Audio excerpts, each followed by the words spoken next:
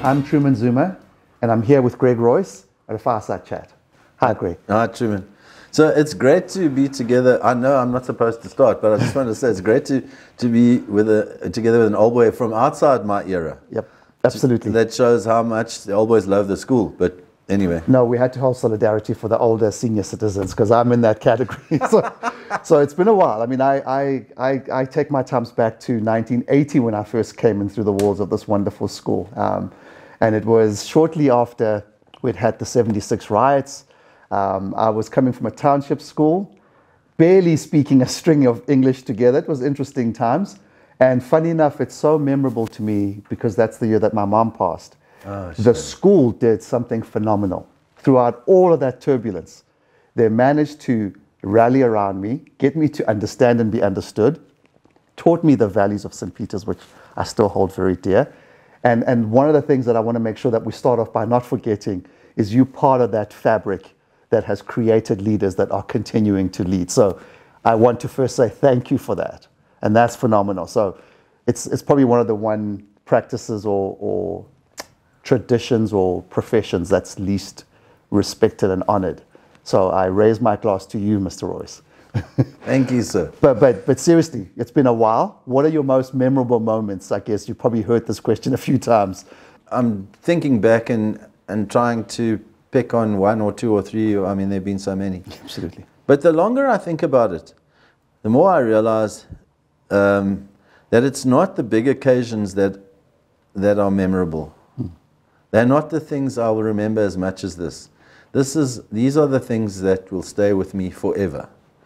That is, every time an old boy comes back to visit the school, and I sense their pride in the school. They come with a sense of wonder when they see what's different, but they also see what's changed, and they're proud of that. And the other thing I sense in them, they always say it's different, but it seems the same. It feels the same. That, I can't tell you what that does to my heart, because I've invested a big chunk of my life here because I believe. And people talk about sacrifice. It's been the last thing. It has been anything but a sacrifice. It's the next best thing to sex. Oops. It's just continuous love and achievement, and just hearing you speak. So that, and then every time we get a visitor to the school who hasn't been here before, and then they walk away and say how they felt about the school. Yeah. It's every time the bishop comes and says mass and says he just loves the boys, the feeling. And then I have one special time, and when we have evensong, and I walk from my house down there up to the chapel, and it's dusk, and it's got our lovely South African warmth, and there's nobody around, people are up at the chapel, and I hear the bells ringing. Oh, yeah. Oh, that is what I'm going to miss the most. And the fact that it's young boys, our little boys ringing those bells. Absolutely. The great Edward de Bono came to visit the school. Oh, wow. Because he heard about our thinking skills program. So at that stage, he just resigned the professorship of medicine at Harvard, and he was still professor at Cambridge. At Oxford. So he came out consulting, and he was charging $13,000 a day. And he charged nothing. He spent the whole day with us. He had lunch. He lectured the staff. He talked to the kids. The boys, this is what I loved about them. He wasn't a great footballer, basketball player, cricketer. The boys went mad to get this man's autograph. Some of them didn't have paper, so they took their shorts off and pulled them back on and gave him their boxes to write. That's a St. Peter's boy for you. Oh, man. And then the other thing is seeing the success of our graduates, the kids when they get older, like yourself. You know, I've always felt we're not here to grow great politicians or leaders. We just want every boy to be the best that he can be. Whether he's a plumber or an air traffic controller or a street sweeper, or everybody has value. Everybody can lead. So that's what gives me a huge kick. See, and that's exactly, you hit the nail on the head when you said feeling, because that's how I describe it. Whether by design or it was by osmosis, I don't know. But I can tell you that one of the things that's powerful about the school is, regardless of your background, regardless of your experience, up until you get here, we are all treated the same. And one of the things that's phenomenal, you're talking about leaders. Man, I can tell you, back then, there was maybe 5 of us people of color in the school. I was going to ask you about that. And it was a very weird time in South Africa's history, but it's one where we felt safe. When we were here and we were dropped off, we were boarders then, funny enough. My kids shriek at the idea of being a boarder, but we were boarders. And the school made us feel like we belonged. And but it must have been difficult for you. It was hard. It was hard, but it also wasn't. I mean, it sounds cliched. To be honest, we were taught to adapt, a skill that I think is absolutely crucial in this day and time that we're living in, because if you don't adapt in this environment, you're dead. And the school taught us how to do that.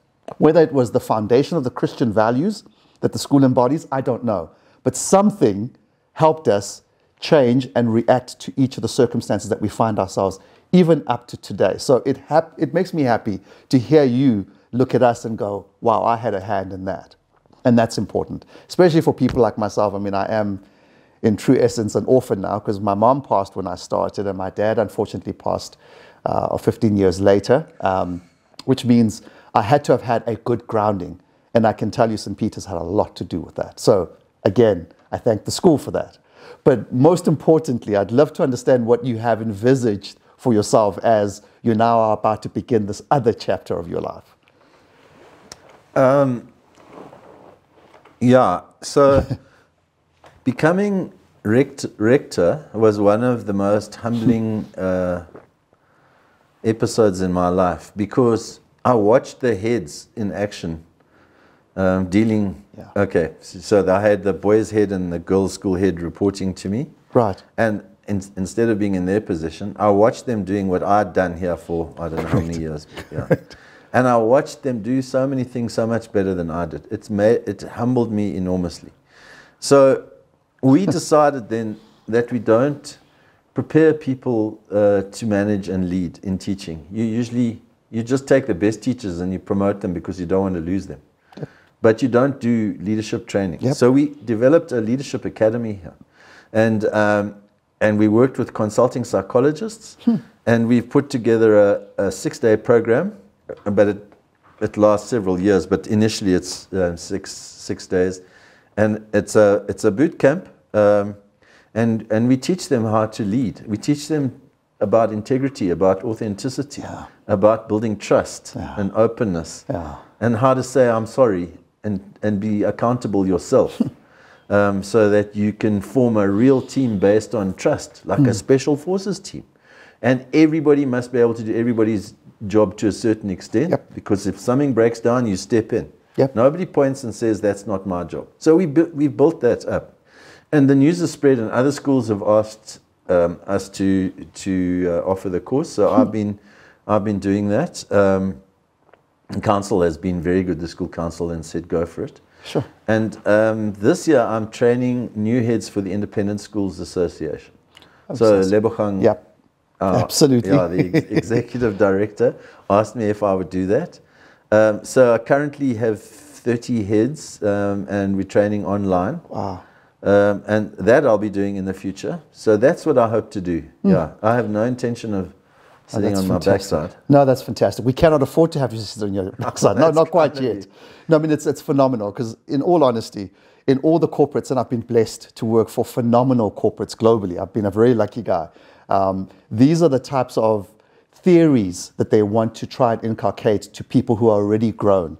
And I think that's where the problem starts. If we can start doing this with the young timber, getting the people coming out, the kids coming out of these schools, embodying these values, these concepts. I mean, integrity, it's such a simple concept. If we can get that right, you're going to continue to have an impact well beyond your years. So thank you again for that. I mean, it's phenomenal. I'm sitting here and I'm humbled, sitting next to somebody who has managed to stay the course. I'm not quite a millennium yet. I'm way before that. But been lucky, I guess, in a way where I've been poached into various roles. So I've never stayed in a company more than 3-4 years. I've sit in a role, and one of the short challenges of having that experience, as much as there's lots of pros, is you don't get to see something play out to its full conclusion.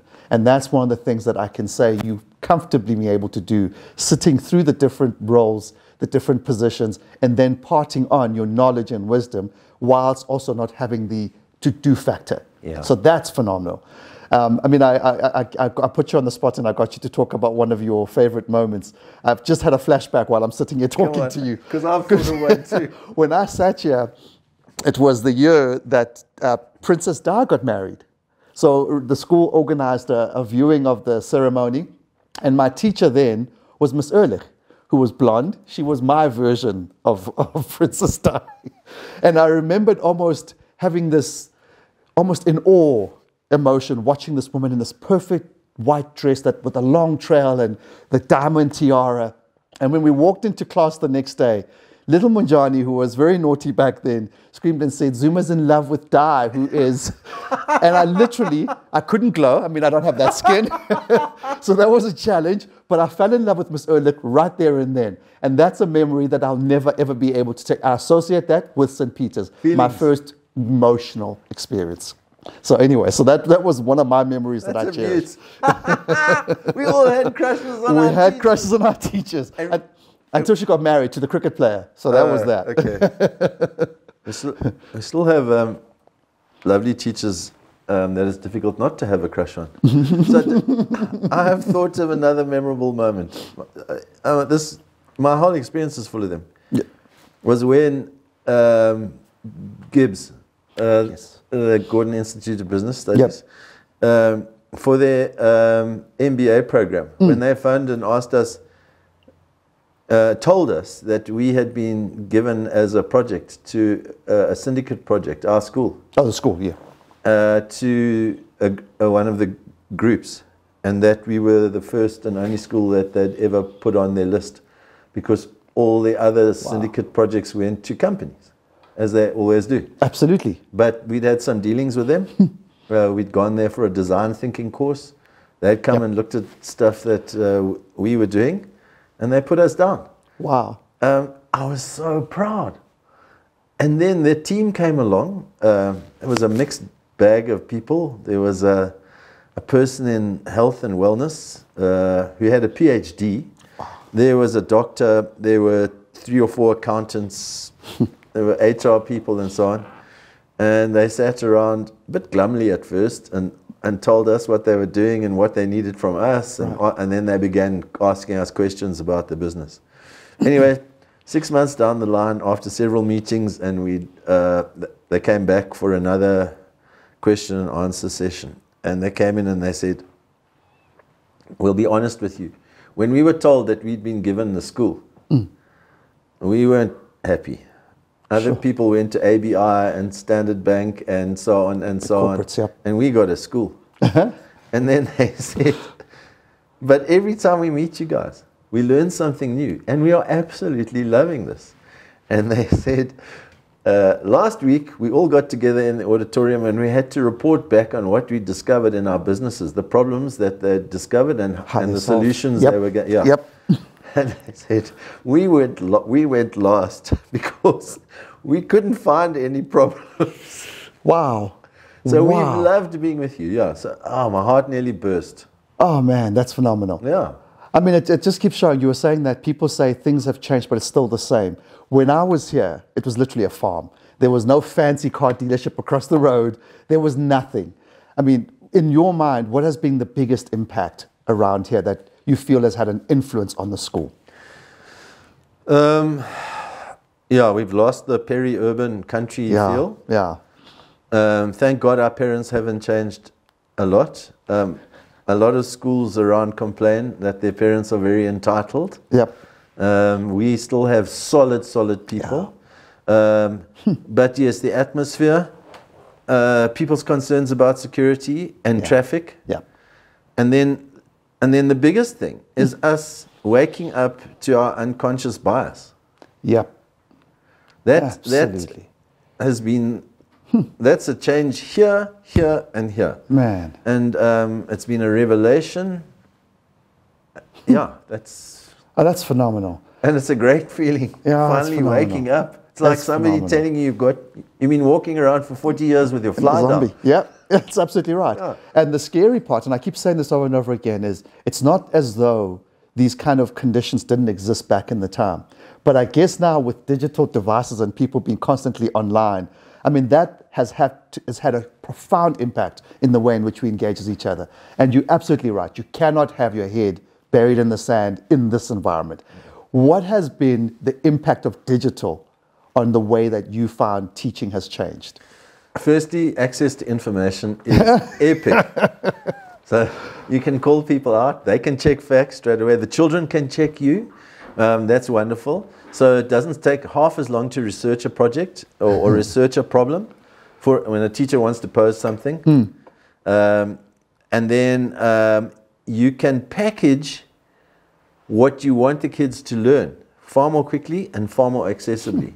So here we don't like to teach, we like the children to discover. Absolutely. And through a problem. So we can give them a whole range of problems now. We don't have to say, if Mpo had 3 marbles and Jack had 5 marbles, we can base it on road running, on motor racing. We can give them a whole choice. Correct. On flower arranging. And we can do it in such a short space of time. And we can check their work quickly online. We can give them the feedback that they need quickly. Yeah, I'm sure there are a million other things. Well, it's phenomenal because I'm now having a flashback again at my first photosynthesis experiment that I had to do using encyclopedia. And that was a completely different experience. Yeah. And watching my kids learn about stomata, which I learned a lot further on in life. So you're absolutely right. But I guess with everything comes a challenge. And that for me is where it becomes interesting. But you seem to be quite an adaptive individual anyway. So you've not struggled with keeping up with technology, or you've had to. I've had to, and it's appealing, but I don't move as quickly as other people.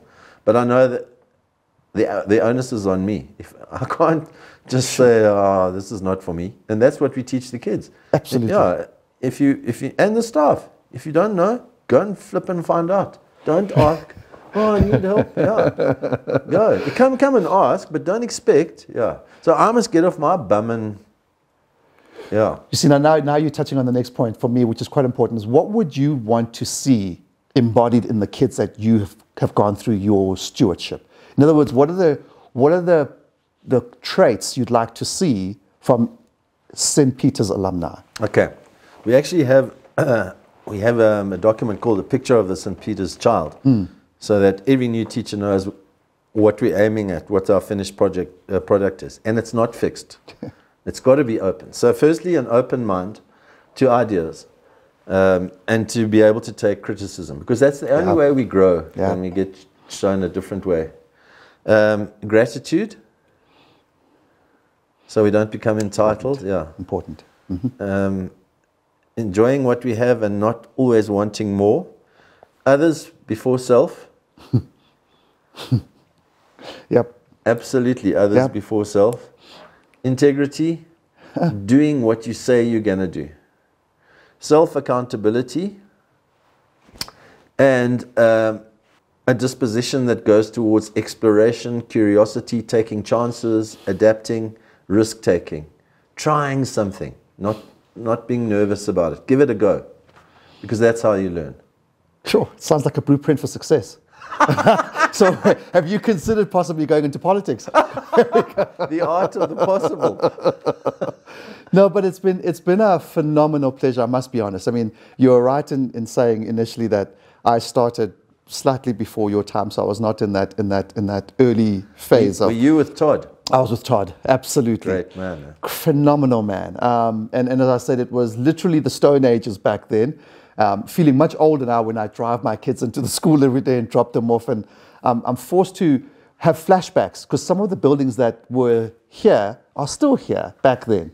I've learned how to swim at St. Peter's. I mean, how phenomenal is that? So all my biggest experiences, I learned how to play the piano at St. Peter's. I came in, a boy who was literally, I wouldn't call myself a diamond in the rough, maybe a piece of coal. And I was able to create some actionable experiences that have impacted others positively, all because of St. Peter's. And I'm kind of going, yes, I had to do some work. Hell, I had to work. But, and apologies for using the word hell, but I had to work. But the reality is, I was given the tools and the environment in which to be able to do all these things. And that's one of the things that I'm kind of going, as long as you keep doing that, in whichever position you're in, you're a winner in my books. And that's all that counts from where I'm sitting. Trurman, I wish I'd taught you. I just wish. What they say, if wishes were horses. No, fantastic. We would have had a ball. We could have had a fantastic time. I mean, I'm sitting back and I'm saying, you didn't teach me, but a lot of the things that I'm being taught now in my professional life, since I qualified back at university to now, has been literally succinctly summarized in this short little discussion that we've had. And I wish, looking back, that I'd had this kind of model and map to kind of plan my life, because I think even though in some people's eyes I've been a success, I think had I learned and applied this kind of model as a blueprint, I think I would have impacted the world in a lot more way. And that's kind of what I'm now going to take out of this discussion and go and imprint for my poor boys to now try and follow, because it is the guide to life. Whether you come from a different religious grouping or different economic circumstances, these values and principles that you've said you'd like to see exhibited by an ex-St. Peter's boy, that for me is a sign of success no matter where you are in the world. And so thank you for that. We are going to be missed, but you're not going away. So thank you, sir. Any questions for me? Because I've been firing them at you. And I guess it's always quite interesting to hear one come back. I would. As an old boy, I'd like you to tell me how close the feeling is now as a parent here to what it was when you were here as a pupil. Do you feel at home here? I do. And maybe that's the way I start off by saying I was made to feel at home. So I still feel that. I don't feel like I'm a foreigner or I'm an outsider.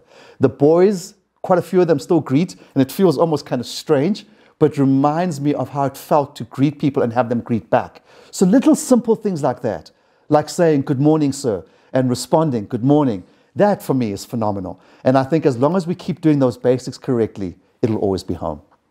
So I still feel at home. Thank you, sir. That's great. Best of luck in your new chapter.